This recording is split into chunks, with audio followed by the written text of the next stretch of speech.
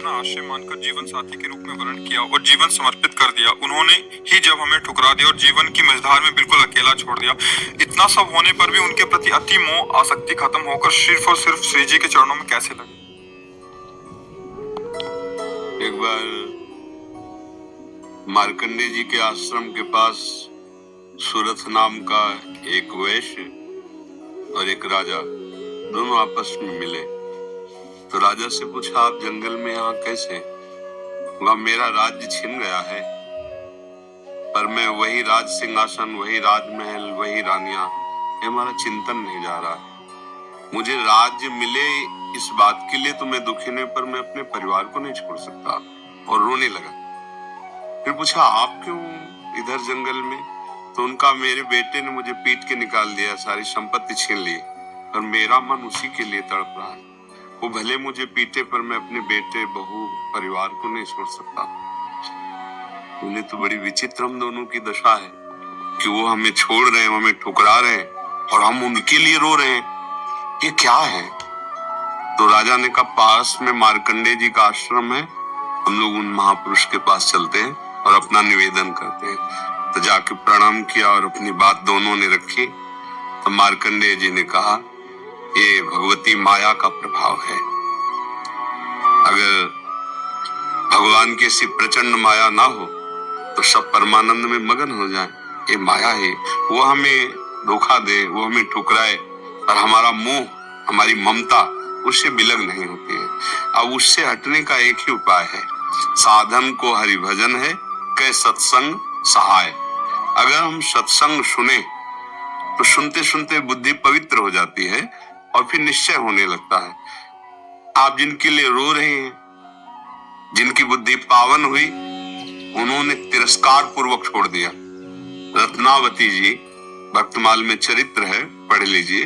रत्नावती जी पूरी रानी के जैसे सुख होते हैं वैसे ही रानी थी, वैसे ही सुख में मगन थी। कोई हरि भक्ति, कोई भजन, कुछ नहीं। और राजा भी अत्यंत प्यार करते थे। पर दासी वो वृंदावन आती थी और संतों का संग करती थी, सत्संग, तो उसके हृदय में गोविंद के चरणों में प्रीति उत्पन्न हो गई। वो रानी के कभी पैर दबा रही होती तो एकदम बोल पड़ती, हा कुंज बिहारी, हा गोविंद। तो रानी सावधान होकर देखती, तू रहती तो मेरे संग है, मेरी निजी दासी, अंग सेवी। ये कौन है कुंज बिहारी? कौन है गोविंद? किससे तू प्यार करती है? आज तक मुझे नहीं बताया। हमारे यहाँ की दासियां तो आजीवन समर्पित अंग सेवी होती है, ये क्या? तो मुस्कुरा दे, बोली, महारानी आप अन्यथा मत समझना, ये कोई व्यक्ति नहीं हम जिससे प्यार करते हैं। नहीं नहीं, तू पूरी बात बता दो, मत सुनो, मत सुनो, नहीं किसी काम के नहीं रह जाओगे। और रो पड़े। भगवान का जो प्यार होता है ना हृदय में, वो अलग कोटि का होता है। वो बस मत पूछो, आप मत पूछो। अब तो और आकर्षित हुई, नहीं नहीं आप बताओ ना। तो जब बैठ करके भगवत चर्चा, उनकी रूप माधुरी, गुण माधुरी, वो तो इतना उसके हृदय में अच्छा लगा कि पैर दबाने से हटा के सिराने बैठा लिया। देखो तुम अब वहां नहीं, अब यहाँ बैठ के केवल हमें प्रभु की बात सुनाओ। इतना रंग चढ़ा कि हृदय विकल हुए। उनका कैसे दर्शन हो सकते हैं? गोविंद के कैसे दर्शन हो सकते हैं? बिहारी जी के कैसे दर्शन? तो उनका, महारानी जी एक उपाय है, संत सभा में गोविंद छुपे रहते हैं, वो जरूर कृपा करेंगे। तो रानियों कहीं जा तो सकती नहीं, तुम ऐसा करो, बगल में एक भवन तैयार करो आप संत सेवा के लिए, और संतों को बुलाओ, और हम स्वयं बनाएंगे, संतों को पवाएंगे, उनके श्रीमुख से भगवत चर्चा सुनेंगे। उस समय दिल्ली में बादशाह के समीप विराजमान थे माधो सिंह, उनके पति का नाम था। अब रानी का हुक्म, महल के निर्माण हुआ, पास में संतों, और खिड़की से वो दर्शन करती, फिर सुंदर भोग पधराती, जाके सब संतों को पवाती। ये जब सूचना पहुंची राजा के बाद, बिना हमारे आदेश के संत निवास बन जाना, संतों के बीच में, रानी को ऐसे कोई सहज थोड़ी देख सकता। जाना है सब, जाना है सब, हुक्म कर दिया, बिल्कुल नहीं, संतों के समीप जाना बंद, ये सब बिल्कुल, क्योंकि एक राज मर्यादा होती है ना। और कुछ कठोर शब्द कहे। तुरंत नाई को बुलाया, अपना मुंडन कराया, और संतों के बीच में बैठ गई। बोले आज से राज अन्न का त्याग। अगर मैं कहीं रानी हूं, कहीं भी किसी भी अंग में, मैं उसे रानी नहीं रहने दूंगी जो मुझे संत और गोविंद से दूर कर दे। कदाप ये जब सूचना पहुंची को तो मुड़ मुड़ा के बैठ गई। सोचा ये तो मतलब भारी का भारी अपमान, इससे ज्यादा क्या हो सकता है। अगर मैं मारता हूं तो प्रजा विरोध में हो जाएगी, इसलिए इसको मारना तो है। बोले एक जंगली सिंह लाओ और छोड़ दो, तो संतों को, रानी को, सबको मार डालेगा। ऐसा ही किया गया।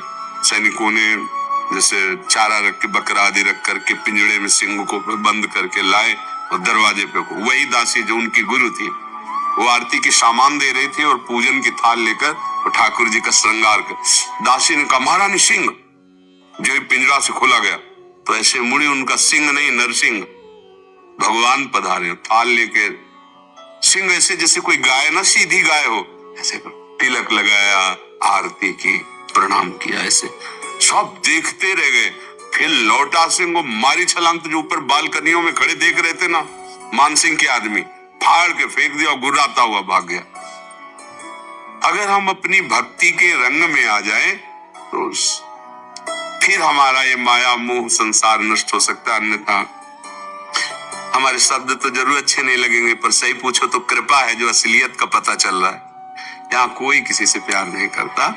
अपने सुख स्वार्थ की जब तक पूर्ति लगती है, हमारा मन जब तक राजी है, तब तक हमें आपको प्यारे कहते हैं, अपना प्यारा बना लेते हैं। और जब हमारा मन कहीं और राजी हो गया तो आपकी तरफ देखते नहीं। संसार का स्वरूप, पर मेरे प्रभु का ऐसा स्वरूप नहीं है। सबरी मैया कोई ऐसा थोड़ी बहुत रूप ऊंचे कुल की, ऐसा नहीं था। सबर जंगली जातियों में आती है उनमें, लेकिन भगवान की भक्ति से बड़े बड़े ब्रह्म ऋषियों के आश्रम में भगवान नहीं गए, सबरी माता के। भगवान ये सब संसार यही सब देखता है, तुम्हारा रूप, तुम्हारा गुण, तुम उसके काम लायक हो कि नहीं हो। अगर स्वार्थ की पूर्ति लायक नहीं हो तो कोई भी हो, हट जाओ या मार डालेगा। संसार का स्वरूप है, कोई न कोई नाटक करके तुम्हें नष्ट कर देगा संसार। लेकिन हमारे भगवान कैसे भी नीच, पतित, अवगुणी, कुरूप, बिल्कुल मूर्ख कैसा भी हो, भगवान उसे अपनी गोद में ले लेते हैं। तो एक ही उपाय है, भगवान के चरणों का आश्रय लेना, वही परम पति है। देखो मीरा जी ठसक से कहती है, मेरे तो गिरधर गोपाल दूसरा न कोई। और ये कभी धोखेबाज नहीं है, कभी धोखा नहीं। हम सही कहते हैं। अगर हमें जैसे बचपन से लगे रहे ना, हमें बात समझ में नहीं आती ना, तो हम ये जरूर माइक से कहते हैं कि भाई देखो, भक्ति करना ठीक है, पुण्य है, मंगल है, लेकिन हम अपनी छाती की बात कहते हैं। अभी तक कमी हमारी और कृपा उनकी डुबो रही है। बस अगर कहीं कमी है तो हमारी कमी है, उनकी तरफ से कृपा ही कृपा, दुलार ही दुलार है। ये सच्ची मान लो। अगर कोई प्यार करने वाला है तो प्रभु है। आप कहोगे दिखाई नहीं देते हैं, आपने अपने को देखा है क्या? अगर प्रभु से देखने पर ही प्यार करते हो तो आप अपने से प्यार करते हो ना। देखो ना, आप अपने से प्यार, आपने अपने को देखा है क्या? आप तो शरीर को देख रहे हैं, बिना देखे भी आप अपने को बहुत प्यार करते हैं। आप अपने आप को बहुत प्यार करते हैं। अगर ये पता चल जाए कि हाँ कैंसर हो रहा है और आपको क्षति पहुंच जाएगी तो आप यहाँ से कटवा देंगे। अपने आप से ज्यादा प्यार आप किसी को नहीं करते, टांग कटवा देंगे आप। अगर ऐसा लग जाए कि अपने को बहुत अशांति, जीना मुश्किल है, आप क्या करेंगे, कैसे मुंह दिखाएंगे? तो आप जहर खा लेंगे, फांसी पे चढ़ जाएंगे। मतलब समझिए, पर आपने अपने को देखा नहीं, जाना नहीं, फिर भी आप बहुत प्यार करते हैं। जो कुछ भी प्यार करते हैं अपने लिए करते हैं। अपने आप से बढ़कर आप किसी से प्यार नहीं करते, पर आपने अपने आप को नहीं जाना, तो फिर तुम उन्हीं के अंश हो। जब तुम अपने को नहीं जान पाए तो जैसे अनजाने में आप अपने से प्यार करते हो, ऐसे ही शुरू कर दो प्यार प्रभु से, और उनके तुम हो, वो सामने आ जाएंगे पक्का। आप सभी को पूरा वीडियो देखने के लिए धन्यवाद। ऐसे ही भक्ति कथा सुनने के लिए इस चैनल को सब्सक्राइब करें और अपने जीवन में बदलाव लाएं। और आपके जीवन में थोड़ा भी बदलाव आता है तो इसे दूसरे के पास भी शेयर करें। राधे राधे, धन्यवाद।